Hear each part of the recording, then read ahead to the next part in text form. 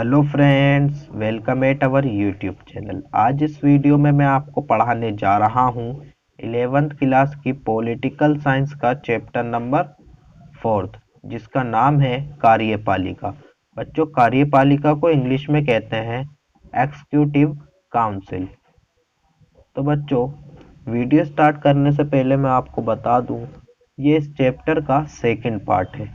तो चलिए वीडियो को स्टार्ट करते हैं। इस वीडियो का फर्स्ट टॉपिक है बच्चों, राष्ट्रपति के विशेष अधिकार, यानी कि हमारे जो प्रेसिडेंट होते हैं उनके पास कौन कौन से विशेष अधिकार होते हैं, हम इसमें पढ़ने वाले हैं। फर्स्ट पॉइंट है बच्चों आपका, संवैधानिक रूप से राष्ट्रपति को सभी महत्वपूर्ण मुद्दों और मंत्री परिषद की कार्यवाही के बारे में सूचना प्राप्त करने का अधिकार है। इसका कहने का मतलब है, संवैधानिक के अनुसार राष्ट्रपति जो हमारे प्रेसिडेंट होते हैं उन्हें महत्वपूर्ण मुद्दों और मंत्री परिषद की कार्यवाही जांच पड़ताल करने का पूरा पूरा अधिकार है। सेकंड है बच्चों इसका वीटो शक्ति। वीटो एक शक्ति है बच्चों, उसका प्रयोग करके कौन, हमारे प्रेसिडेंट संसद द्वारा पारित विधेयकों को स्वीकृति देने में विलंब होते हैं। अब बच्चों, पारित का मतलब क्या होता है? पारित का मतलब होता है जैसे कि किसी भी विधि द्वारा या विधानसभा द्वारा किसी भी अध्यक्ष को क्या कर लेना, उसे स्वीकार कर लेना, स्वीकृति कर लेना, ठीक है। और विलंब का मतलब होता है बच्चों आपका अधिक समय, यानी किसी भी चीज में अधिक समय लग जाना, फिर उसके बाद कुछ और एक्शन लिया जाता है, विलंब कहलाता है। अब इसका कहने का पूरा मतलब समझाता हूं मैं इसका। वीटो शक्ति द्वारा ये संसद को द्वारा पारित कर देते हैं उस इंसान को, फिर उसके बाद ज्यादा टाइम होने पर विलंब करते हैं किसी और अध्यक्ष को, ठीक है बच्चों। कहने का मतलब ये है।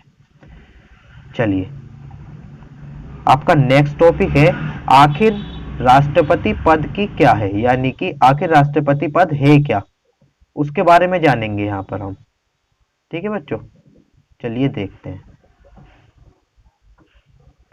पहला पॉइंट है आपका, संसदीय व्यवस्था में समर्थन न रहने पर मंत्री परिषद को कभी भी हटाया जा सकता है। यानी कि संसद जो है हमारा, उसमें समर्थन यानी सपोर्ट न रहने पर मंत्री परिषद जो होता है ना, उनका जो ग्रुप होता है मंत्रियों का, एक मंडल बना होता है, उसको कभी भी हटाया जा सकता है। ये राष्ट्रपति के पास शक्ति होती है। ऐसे समय में किनको ऐसे समय में बच्चों, मंत्रियों के बारे में बात करी जा रही है यहाँ पर। ऐसे समय में एक ऐसे राष्ट्रीय प्रमुख की आवश्यकता पड़ती है जिसका कार्यकाल स्थायी हो। यानी कि जब हटाने के समय में ऐसे कार्यकाल की आवश्यकता पड़ती है हमें जिसका कार्यकाल स्थायी हो, यानी कि परमानेंट हो, जिसे हटाया ना जा सके, जो सांकेतिक रूप से पूरे देश का प्रतिनिधित्व कर सके, ठीक है बच्चों। और बच्चों, सबसे प्रतिनिधित्व का मतलब जान लीजिए आप। प्रतिनिधित्व का मतलब होता है बच्चों किसी भी अपना विचार देना, किसी भी रचना के ऊपर जिक्र करना या अपना विचार रखना, प्रतिनिधित्व होता है। इसका थर्ड पॉइंट है बच्चों, राष्ट्रपति की अनुपस्थिति में उपराष्ट्रीय ये सभी कार्य करता है। यानी कि जब हमारे प्रेसिडेंट अब्सेंट होते हैं तो वाइस प्रेसिडेंट जो होते हैं, उपराष्ट्रपति, ये सभी कार्य करते हैं ऊपर जो मैंने आपको बताए। चलिए, इसका फोर्थ पॉइंट देखिए आप, इसी टॉपिक का है ये। भारत का उपराष्ट्रपति 5 वर्ष के लिए चुना जाता है, जिस तरह राष्ट्रपति को चुना जाता है। जो वाइस प्रेसिडेंट होते हैं ना इंडिया के, वो 5 साल के लिए चुने जाते हैं और उसी तरीके से चुना जाता है जैसे राष्ट्रपति को चुना जाता है, समझिए।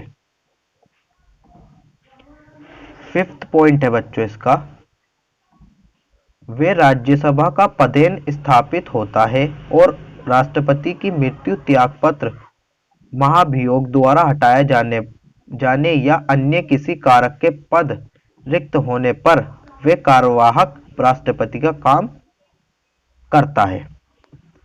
तो बच्चों, सबसे इसका कहने का मतलब है कि जब पदेन का मीनिंग होती है बच्चों पदेन की मीनिंग होती है बच्चों, पदेन यानी डरपोक या किसी वजह से अगर कोई सभापति डरपोक होता है या उसकी मृत्यु हो जाती है या वो त्याग पत्र दे देता है या महाभियोग के द्वारा उसको हटा दिया जाता है, किसी भी वजह से कुछ भी रहा हो, तो उसका काम कौन करता है? राष्ट्रपति का उपराष्ट्रपति करता है वो सारे कार्य जो राष्ट्रपति करता था। ठीक है, तो चलिए अब आपका नेक्स्ट टॉपिक आ गया है प्रधानमंत्री की शक्तियां। हमने राष्ट्रपति के बारे में तो पढ़ लिया, प्रेसिडेंट के बारे में, अब प्राइम मिनिस्टर के बारे में पढ़ेंगे। अब प्रधानमंत्री की शक्तियां कौन कौन सी होती है वो इस वाले टॉपिक में हम कवर करेंगे। फर्स्ट पॉइंट है बच्चों आपका मंत्रालयों का आवंटन। बच्चों आवंटन की मीनिंग होती है बच्चों आपकी बांटना, वर्गीकरण करना। मंत्रालयों का वर्गीकरण कौन करता है? प्रधानमंत्री। सेकंड है बहुमत दल को नेता। बहुमत दल को नेता भी यही चुनते हैं, कौन? प्रधानमंत्री। और थर्ड पॉइंट हो गया इसका मंत्री परिषद पर नियंत्रण होता है इनका। जो भी मंत्री परिषद का मंडल होता है, ग्रुप होता है, उसके ऊपर इनका पूरा पूरा काबू होता है। और अधिकारी वर्ग पर अधिपत्य होते हैं ये। फिफ्थ पॉइंट है इसका अधिपत्यों का मतलब बच्चों अधिकार होता है इनका फुल। ठीक है, पांचवा पॉइंट है इसका विभिन्न विभागों में तालमेल स्थापित करना, यानी कि विभिन्न विभागों अलग अलग जगहों पर अलग अलग चीजों में ये तालमेल स्थापित करना भी इनकी शक्ति के अंदर है। और सिक्स पॉइंट है इसका सरकार की केंद्रीय धुरी। बच्चों सरकार के केंद्र, बच्चों ये धुरी का मतलब होता है ये सरकार में मेन होते हैं, प्रमुख होते हैं ये। कौन? प्राइम मिनिस्टर, प्रधानमंत्री। तो चलिए ये भी इसी के अंदर है, प्रधानमंत्री की शक्तियां क्या क्या होती हैं। इसका 7 पॉइंट है बच्चों मीडिया तक पहुंच होती है प्रधानमंत्री की, मीडिया भी इनके अंडर में आती है एक तरीके से। 8 पॉइंट है राष्ट्रपति तथा संसद के बीच सेतु का कार्य करते हैं ये। ठीक है बच्चों, सेतु का कार्य करते हैं संसद और राष्ट्रपति के बीच में। विदेश यात्राओं, अंतर्राष्ट्रीय सम्मेलनों का नेतृत्व करते हैं। विदेश यात्राएं जो होती हैं और अंतर्राष्ट्रीय सम्मेलन जो होते हैं बच्चों वो इनके अंडर में होते हैं प्रधानमंत्री के। तो चलिए आपका नेक्स्ट टॉपिक है राजनीति। अब राजनीति क्या होता है, क्या है वो इसमें पढ़ेंगे हम। एक राजनीतिक दल का बहुमत में होना, राजनीतिक दल का यानी कि किसी भी सरकार का बहुमत में होना, पूरी तरीके से आ जाना। राजनीतिक दलों का गठबंधन। राजनीतिक दलों बच्चों क्या होती है, जब दो पार्टी आपस में जुड़ जाती है ना उसको गठबंधन कहते हैं, तो उन दलों का गठबंधन हो जाना। इसका थर्ड पॉइंट है बच्चों एक पार्टी के बहुमत के फलस्वरूप काम काज, आसान निर्णय निर्माण में आसानी या मतभेद कम। इस थर्ड पॉइंट का कहने का मतलब है जब एक पार्टी पूरी तरीके से बहुमत में आती है ना तो उसका फलस्वरूप ये निकलता है कि कामकाज आसान से हो जाते हैं, हम फैसले आसानी से ले पाते हैं और किसी भी चीज का निर्माण, मतभेद उस पर कम होते हैं। यानी कि बहुमत में पूरी वही होती है, उसका ही राज चलता है, वो जो चाहे वही कर सकती है, ये होता है बच्चों। इसका फोर्थ पॉइंट है बहुमत की कमी से सरकार में अस्थायी निर्णय निर्माण कठिनाई, मतभेदों की गुंजाइश। अब बहुमत की कमी, जब बहुमत में आ तो जाती है सरकार, अब उसकी चलने वाली है, लेकिन इससे एक नुकसान भी होता है बच्चों, निर्णय यानी कि फैसला भी गलत हो सकता है, निर्माण कठिनाइयां आ जाती हैं और मतभेदों की गुंजाइश रहती है। आपका नेक्स्ट टॉपिक है संघ लोक सेवा आयोग। अब बच्चों हम इसमें पढ़ेंगे संघ लोक सेवा आयोग क्या होता है। बच्चों लोक का मतलब है यहाँ पर, लोक मतलब जनता, जनता को कहा गया यहाँ पर लोक। अब इसका सब टॉपिक आता है सिविल सेवकों का चयन। सिविल सेवकों का चयन कैसे होता है, यानी कि पुलिस वालों का या आईपीएस और आईपीएस आईएएस जो होते हैं उनका चयन किस तरीके से किया जाता है वो पढ़ेंगे हम इसमें। फर्स्ट पॉइंट है योग्यता। प्रतियोगिता योगी परीक्षाओं के आधार पर चयन होता है इनका। यानी कि पहले तो उनकी एलिजिबिलिटी देखी जाती है कि वो एलिजिबल हैं इसके लिए, पेपर देने लायक यानी कि बनने लायक हैं या नहीं। फिर उसकी परीक्षाएं ली जाती हैं और फिर उनको चुना जाता है। फर्स्ट पॉइंट हो गया। सेकंड पॉइंट है मतभेद भेदभाव रहित, भेदभाव रहित चयन होता है इनका। यानी कि कुछ किसी भी चीज का भेदभाव नहीं किया जाता और समान अवसर प्रदान किए जाते हैं। चाहे छोटे वर्ग का हो, किसी भी धर्म का हो, किसी भी जाति का हो, उसको समान अवसर प्रदान किए जाते हैं। ठीक है बच्चों, चलिए संघ लोक सेवा आयोग के अंदर में ही आते हैं ये टॉपिक जो है पॉइंट। ऐसा ही लोक सेवा आयोग राज्यों में भी बनाए गए हैं। यानी कि लोक सेवा आयोग जो है ऐसे ही राज्यों में भी बनाए गए हैं जिन्हें राज्य लोक सेवा आयोग कहा जाता है। लोक सेवा आयोग को राज्य में जो बनाते हैं उन्हें क्या कहते हैं? राज्य लोक सेवा आयोग कहा जाता है। सेकंड पॉइंट है बच्चों, लोक सेवा आयोग के सदस्यों का कार्यकाल निश्चित होता है। यानी कि लोक सेवा आयोग के जो सदस्य होते हैं उनका कार्यकाल जो होता है ना वो निश्चित होता है कि भाई इतने टाइम से इतने टाइम तक निश्चित होता है।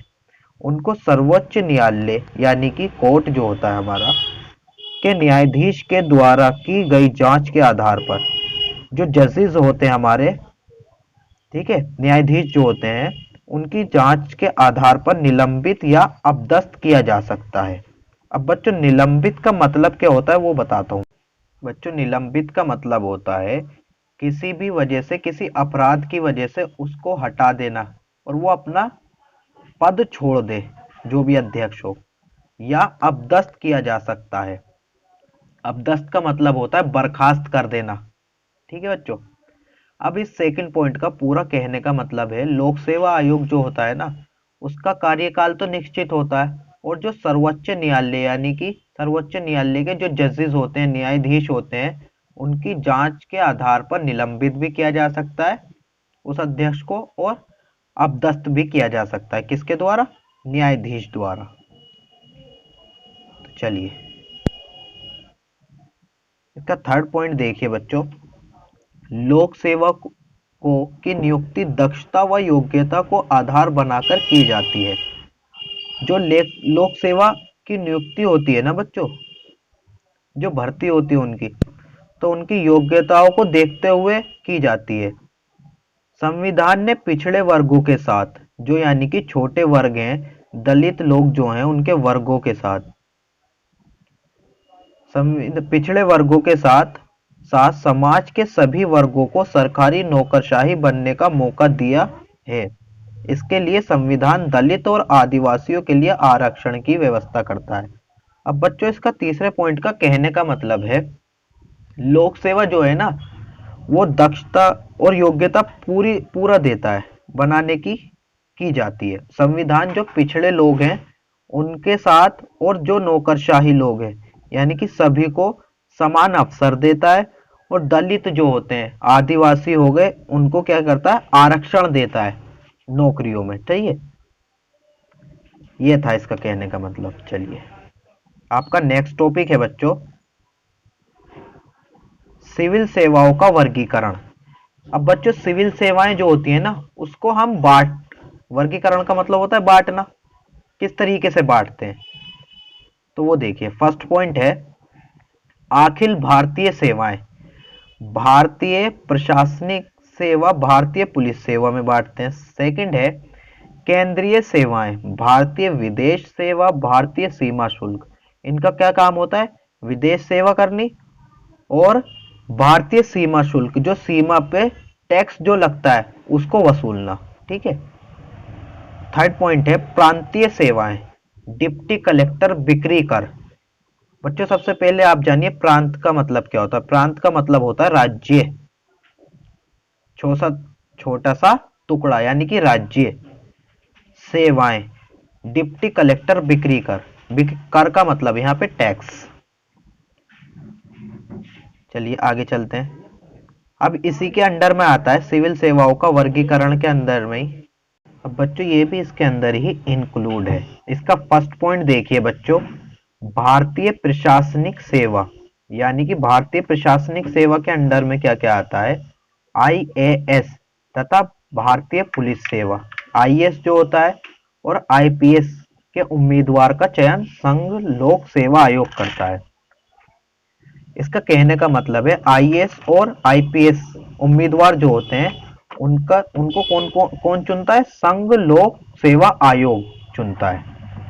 सेकंड पॉइंट है बच्चों, किसी जिले का जिला अधिकारी यानी कि कलेक्टर कहते हैं उसे, कलेक्टर उस जिले में सरकार का सबसे महत्वपूर्ण अधिकारी होता है और सामान्यतः आईएएस स्तर पर अधिकारी होता है। किसी भी जिले का जिले अधिकारी जो होता है कलेक्टर, वो उसका महत्वपूर्ण अधिकारी होता है उस जिले का, और किस पद पर होता है, वो आईएएस स्तर पर होता है वो। ठीक है, आज के लिए इतना ही। Best of luck. वंदे मातरम।